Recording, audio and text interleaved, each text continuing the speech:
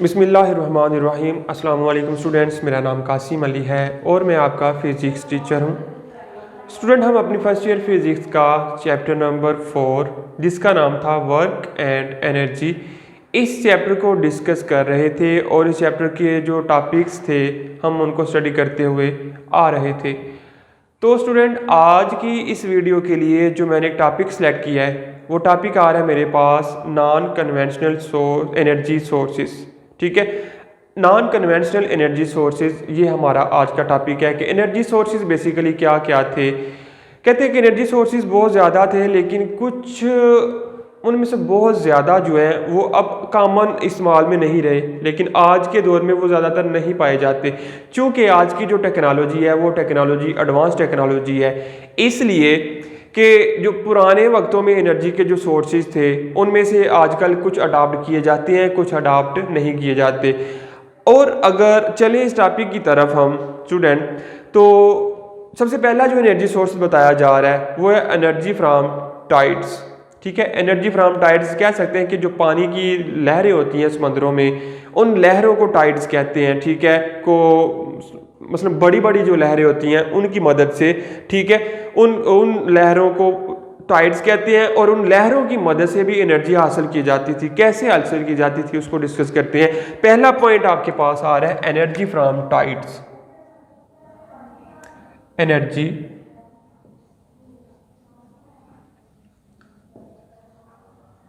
From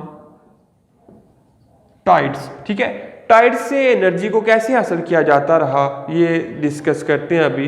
कहते हैं gravitational forces of moon produces tides in the sea, कि जो मून की ग्रेविटेशनल फोर्सेस थी वो क्या किया उन्होंने, क्या करती थी समंदर के अंदर टाइड्स को प्रोड्यूस करवाते थे। Gravitational forces of moon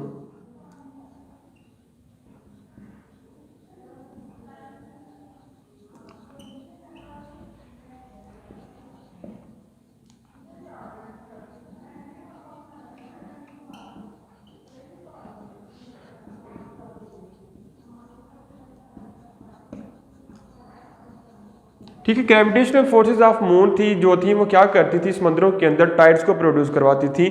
this tides raise the water in the sea रफली twice a day. This tides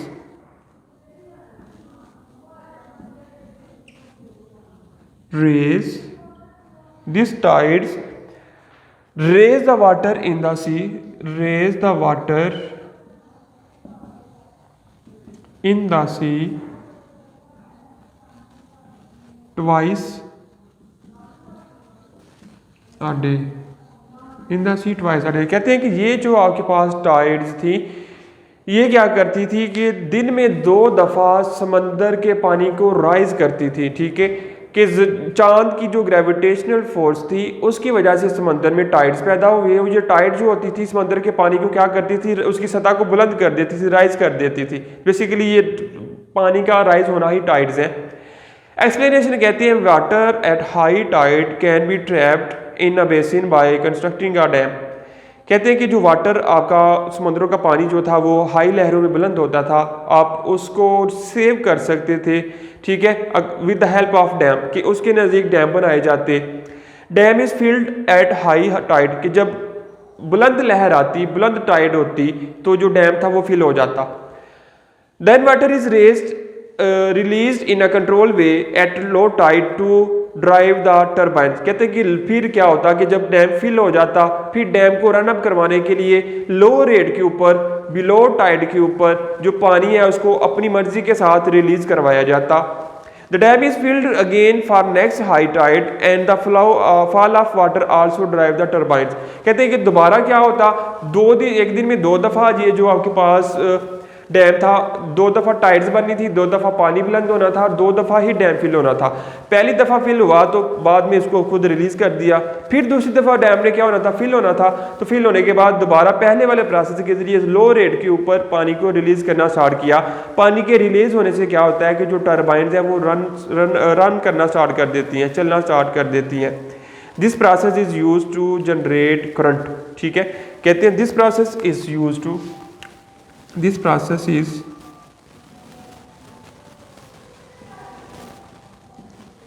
is used to produce current. Current को प्रोड्यूस करवाने के लिए ये वाला जो प्रोसेस था वो यूज किया गया। ठीक है, पहली बात। दूसरी बात कहते हैं एनर्जी फ्रॉम वेव्स, कि वेव्स की मदद से एनर्जी कैसे आई। दूसरा पॉइंट था ये, एनर्जी फ्रॉम वेव्स। कहते हैं the tides and winds blow across the surface of ocean, these waves produce strong water waves.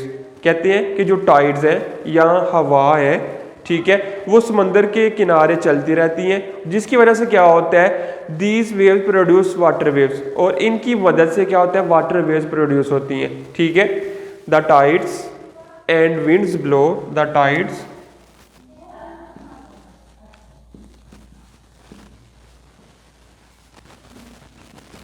and wind blows near the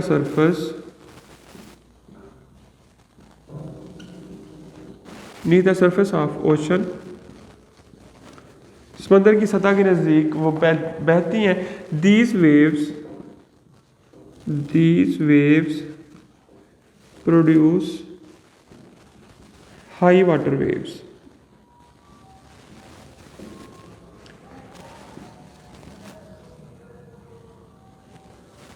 in wave की मदद से क्या होता था कि जो वाटर वेव्स है, हाई वाटर वेव्स प्रोड्यूस होती हैं। ठीक है, this energy of this wave can generate electricity. The energy of this waves, the energy of this waves generate electricity.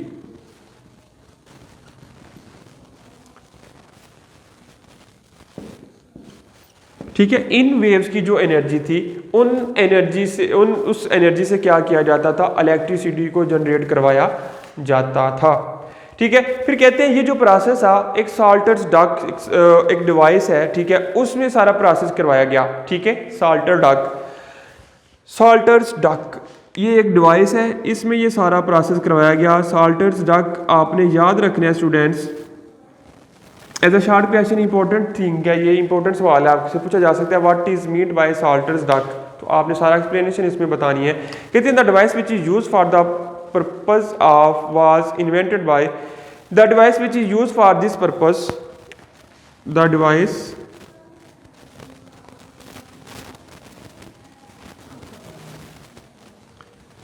For this purpose was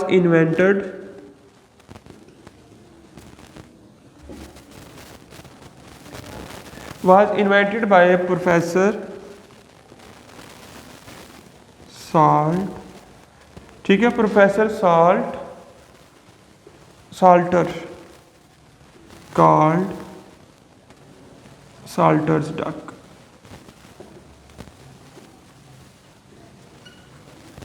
ठीक है, साल्टर्स डक की मदद professor Salter ने इस डिवाइस को इन्वेंट किया और अपने ही नाम से इस डिवाइस का नाम मंसूब कर दिया, जिसको नाम दिया गया साल्टर्स डक। ठीक है, डक बेसिकली बत्तख को हम कहते हैं, कह सकते हैं कि साल्टर की बत्तख। इस लिहाज से कहते हैं इट हैज़ टू पार्ट्स, ये जो डिवाइस है इसके दो पार्ट्स होते हैं, पहले को कहते हैं डक फ्लोट, दूसरे को कहते हैं बैलेंस फ्लोट। ठीक है, पहला part, it has two parts, it has two parts, number one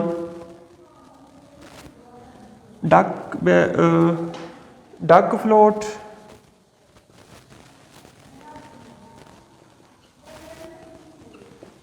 number two balance float।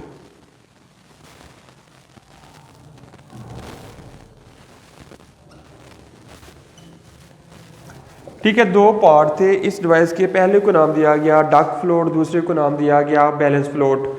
कहते हैं there the wave energy produce the movement in duck float, कि जो वेव एनर्जी थी क्या करती थी, डक फ्लोट में मूवमेंट प्रोड्यूस करवाती थी रिलेटिव टू बैलेंस फ्लोट के लिहाज से।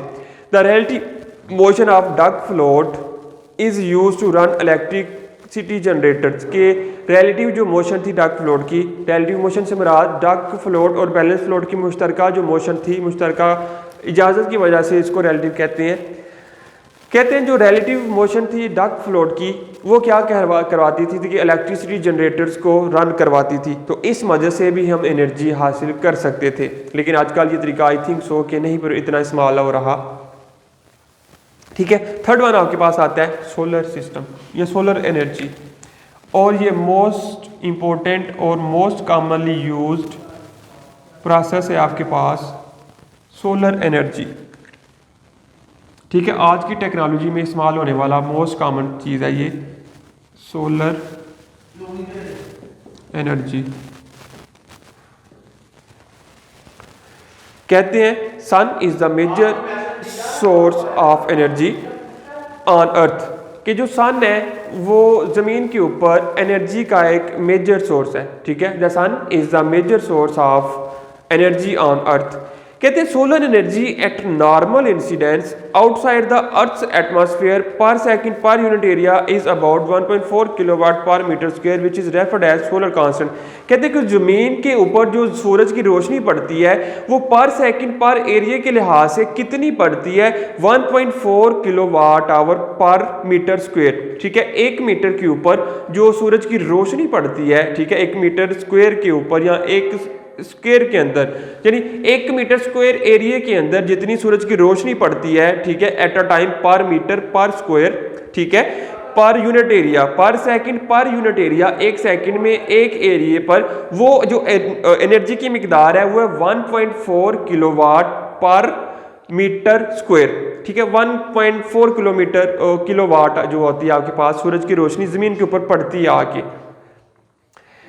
कहते हैं while passing through atmosphere the total energy is reduced due to reflection, scattering and absorption by dust particles, water vapors and other gases।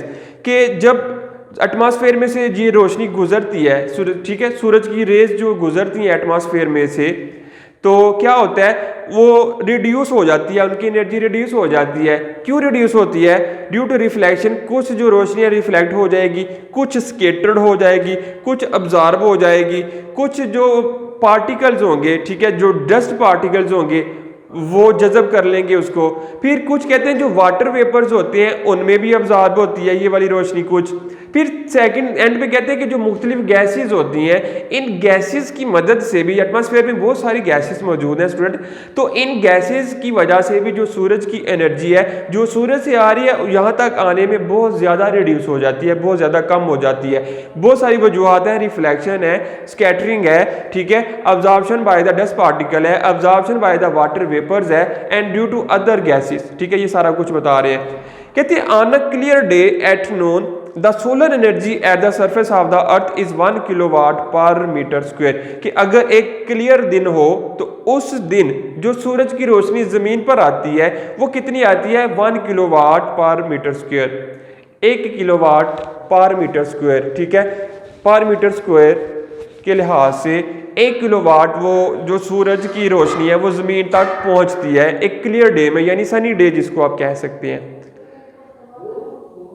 कहते हैं solar energy is use to heat the water by solar reflection and thermal absorber. जो solar energy होती है use किया जाता है उसको water को हीट करने के लिए या थर्मल अब्जॉर्बर के लिए। It can also use to generate electrical energy. जो सोलर सिस्टम है या जो सोलर एनर्जी है उसको इलेक्ट्रिकल एनर्जी क्रिएट करवाने के लिए या जनरेट करवाने के लिए भी यूज़ होते हैं। लेकिन आजकल हमारे इर्द गिर्द जो माहौल में जो सोलर एनर्जी को मोस्टली यूज़ किया जा रहा है वो इलेक्ट्रिकल एनर्जी बनाने के लिए ही यूज़ किया जाता है। ठीक है, ये सिलिकॉन की प्लेट्स होती हैं, उनकी मदद से ये आगे प्रोसेस में पढ़ते हैं कैसे ये प्रोड्यूस होती है electricity.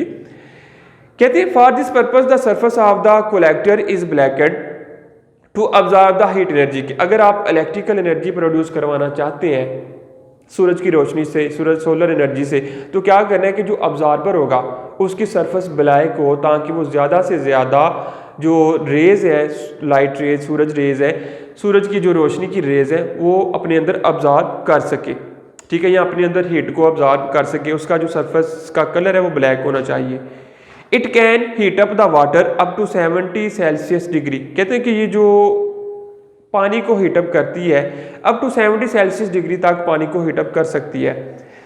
To get high temperature we use are reflectors और लेंस ऑफ लार्ज साइज। कहते हैं कि अगर हाई टेम्परेचर अगर यूज करना हो, ऑब्टेन करना हो, तो हम क्या यूज करते हैं, रिफ्लेक्टर और लेंस यूज जो करते हैं वो हाई साइज के करते हैं। ठीक है, बड़े लेंस और बड़े रिफ्लेक्टर्स हम यूज करते हैं ताकि हमारे पास जो टेम्परेचर आ रहा है टेम्परेचर भी हाई मिकदार में आए। ठीक है, ये प्रोसेस है। आगे फोटोवोल्टिक सेल। ठीक है, फोटोवोल्टिक सेल स्टूडेंट बेसिकली इसी का जो तरीकाकार है वो लाइट को प्रोड्यूस करवाता है, फोटोवोल्टिक सेल। कहते हैं sunlight can be converted into electrical energy by photovoltaic cell. Sunlight can be converted, sunlight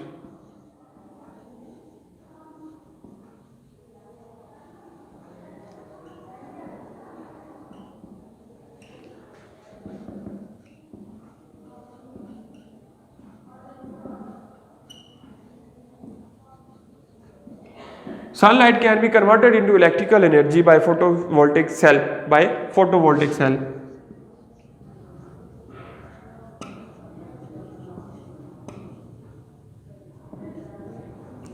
photovoltaic cell की मदद से उसको कन्वर्ट किया जा सकता है। कहते हैं there are made up of silicon. ये जो है वो सिलिकॉन के मेडअप होते हैं, सिलिकॉन से मिलकर बने होते हैं। Electrons in the silicon gain energy from sunlight to create voltage. कहते हैं कि जो सिलिकॉन एक एलिमेंट है, एक एटम एलिमेंट है, उसके जो एटम्स होंगे उसके अंदर जो इलेक्ट्रॉन्स होते हैं, ठीक है, वो क्या करते हैं जब उनके ऊपर सूरज की रोशनी पड़ती है तो वो हीटअप होते हैं। हीटअप होने की वजह से वो क्या प्रोड्यूस करवाते हैं, वोल्टेज प्रोड्यूस करवाते हैं। Solar panels are expensive. जो सोलर पैनल होते हैं वो होते तो ज़रा महंगे हैं, एक्सपेंसिव होते हैं, बट लॉन्ग लाइफ होते हैं। ठीक है, but of long life and have low running cost. ठीक है, और उन एक दफ़ा लगवाने के बाद उनका खर्चा कम है, लेकिन उनकी जो लाइफ टाइम होता है वो ज़रा ज़्यादा होता है। ठीक है, और जो रनिंग रेट है वो भी उनका क्या होता है, लो होता है। ठीक है, रनिंग कॉस्ट जो है वो भी लो होती है। कहते हैं फॉर क्लाउडी डेज और nights electric energy can be store during the sunlight in nickel cadmium batteries by connecting them to solar panels. कहते हैं कि ये जरूरी तो नहीं है कि अब 24 घंटे या पूरे का पूरा साल ही हमेशा सूरज ही रहना है। कुछ क्लाउडी डेज भी होते हैं, कुछ रेनी डेज भी होती हैं, कुछ आज पाकिस्तान की बात करें या वैसे बात करें तो कुछ धुंध वाले डेज भी होती है, काफ़ी दिन सूरज ही नहीं निकलता। अगर सूरज ना निकले तो फिर वो प्लेट्स तो गई, वो सारा काम तो गया, खराब हो गया। कहते हैं ऐसा नहीं है। इसके लिए क्या किया जाता है, कुछ बैटरीज निकल कैडमियम से बनी होती हैं, बैटरीज वो अटैच कर दी जाती हैं सोलर पैनल के साथ। जब सूरज की लाइट उनके ऊपर फॉल होती है तो वो बैटरी जो है वो चार्ज होती रहती हैं, और जब कभी सूरज ना निकले, रेनी डे हो, क्लाउडी डे हो, ठीक है, तो उस वक्त जो एनर्जी स्टोर होती है बैटरीज के अंदर वो यूटिलाइज करके इलेक्ट्रिकल एनर्जी का जो सिस्टम है वो बहाल रखा जाता है ताकि वो जो सिस्टम है वो डिस्टर्ब ना हो सके। कहते हैं they are use to power satellite. ये पावर सैटेलाइट में यूज किए जाते हैं। They are also use in remote ground based weather station. ये रिमोट ग्राउंड जो रिमोट कंट्रोल जो वेदर स्टेशन होते हैं इनमें भी सोलर पैनल्स का ही इस्तेमाल होता है। एंड रेन फॉरेस्ट कम्युनिकेशन, और रेन फॉरेस्ट कम्युनिकेशन के लिए भी क्या है, सोलर सिस्टम का इस्तेमाल किया जाता है। And also in solar calculator, और सोलर कैलकुलेटर आपके पास मौजूद होते हैं उनमें भी ये सोलर सिस्टम का इस्तेमाल किया जाता है। यही सारा प्रोसेस उसके अंदर भी इस्तेमाल किया जाता है। आ गया energy from biomass, fourth one.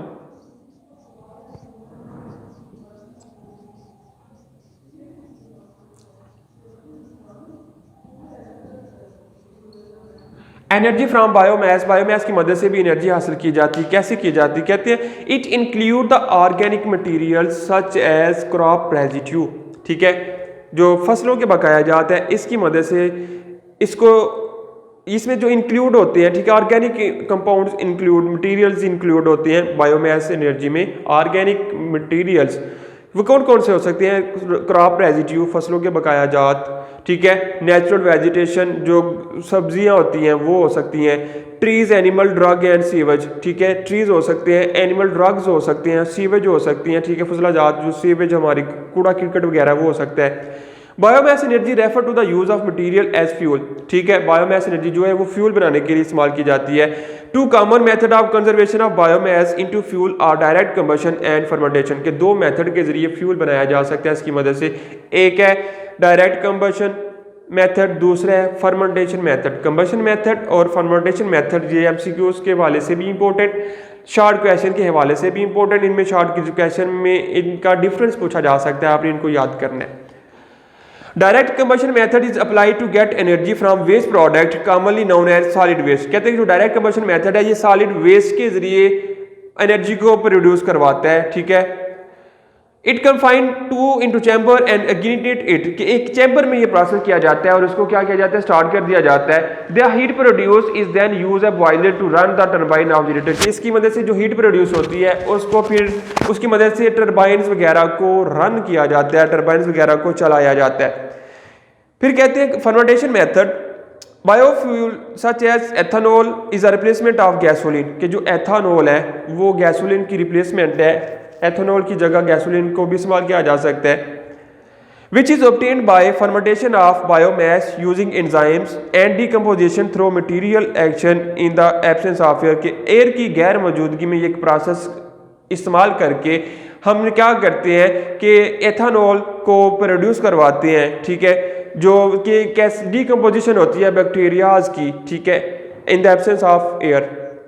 The rotting of biomass in a closed tank called a digester produce biogas which can be piped out to use for cooking and heating। कहते हैं कि एक टैंक क्लोज टैंक के अंदर किया जाता है process. Close tank में क्या होता है कि अगर उसमें फुजलाजात वगैरह डाल दें, जैसा कि गोबर डाल दे, उसको फिर ढांप दिया जाए, तो क्या होता है कि इसकी वजह से गैस प्रोड्यूस होती रहती है। इसमें गोबर की वजह से जो भी आप वेस्ट मटेरियल डालते हैं उनकी मदद से गैस प्रोड्यूस होती है। गैस प्रोड्यूस होने की वजह से साथ हमने उसको पाइप अटैच किया होता है, पाइप की मदद से हम वो गैस हासिल करते रहते हैं। और साथ साथ क्या होता है कि आपके पास जो कुकिंग है या हीटिंग के लिए हम उस गैस को इस्तेमाल कर सकते हैं। फिर कहते हैं energy from waste product, waste product से भी आप एनर्जी हासिल कर सकते हैं। फिर उसके बाद कहते हैं जियोथर्मल एनर्जी, जियोथर्मल एनर्जी आप इस्तेमाल करते हैं रेडियो एक्टिव डीके के साथ। वो जो एलिमेंट्स हैं, रेडियो एक्टिव एलिमेंट जब डीके होते हैं, इनकी मदद से एनर्जी या हीट अब्जॉर्ब और एमिट होती रहती है, और हीट के एमिट होने से आप क्या कर सकते हैं, एनर्जी के तौर पर, डिफरेंट एनर्जी सोर्सेज के तौर पर आप इनको इस्तेमाल कर सकते हैं। तो स्टूडेंट ये था हमारे पास टॉपिक जिसका नाम था नॉन कन्वेंशनल एनर्जी सोर्सेज, ठीक है। एनर्जी सोर्सेज मुख्तलिफ किस्म के थे, सब के ऊपर हमने मुख्तसर तारुफ कर लिया इनका। और ये शॉर्ट क्वेश्चन में आपको लॉन्ग क्वेश्चन के तौर पर भी सवाल पूछा जाए, यहाँ एक एक करके आपसे ये शॉर्ट क्वेश्चन के तौर पर भी पूछा जा सकता है। तो आपने इस सारे टॉपिक को, सारे जो एनर्जी मेथड हैं, सारे एनर्जी जो सोर्सेज हैं, इनको अच्छी तरह से प्रिपेयर करना है, ताकि जो कोई क्वेश्चन पेपर में आए आप इसको अच्छी तरह से सॉल्व कर सकें, ठीक है। तो स्टूडेंट्स आज की इस वीडियो के लिए इतना ही काफ़ी है। आई होप कि आज की इस वीडियो का सारा काम आप अंडरस्टैंड कर पाए हों। तो मिलते हैं हम अपनी नेक्स्ट वाली वीडियो में एक न्यू टॉपिक के साथ। तब तक के लिए मुझे इजाज़त दीजिएगा। अल्लाह हाफिज़। वीडियो पसंद आई तो लाइक करें, अपनी राय कमेंट करें। ऐसे ही मजीद वीडियोस के लिए हमारा चैनल सब्सक्राइब करें और बेल का आइकन दबाएं ताकि आपको हर वीडियो का नोटिफिकेशन मिलता रहे।